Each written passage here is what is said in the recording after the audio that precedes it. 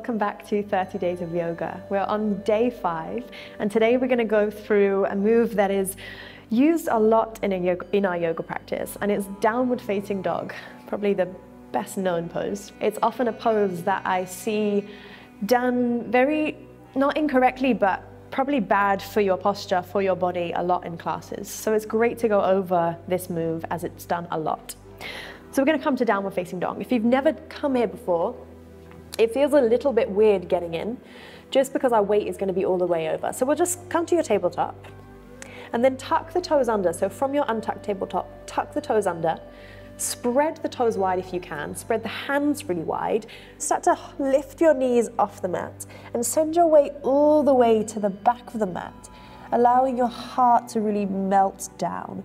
Now, if you're typically all the way up here, kind of like in a half plank, half down dog, can you really send your weight all the way to your heels, drawing your heart towards your thighs? Now roll the shoulders down your spine, which feels a little bit weird when you're upside down, but can you really find this space for your neck?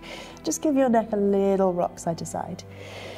Now keep your knees bent and just bring your weight really into the balls of the feet so the toes are lifting. And then can you spread your toes down wide and just really feel this connection feet to mat. And now we're just going to start to pedal through the feet. So start to straighten your right leg. Just bring the right heel down to the mat. Keep a generous bend in the left knee. And then switching it all the way over. Bending through the right knee, straightening the left leg. Come all the way back through. Right knee bends, left knee straightens. And then bring it back through, left knee straightens, right knee bends. Just pedaling through the feet, starting to get into our space a little more. Down dog is one that sometimes needs a little bit of time and breath to get in, so just take any movements that feel right. Maybe you start to feel a few clicks through the feet, through the body like mine's doing. So just be generous with your time and breath in this posture.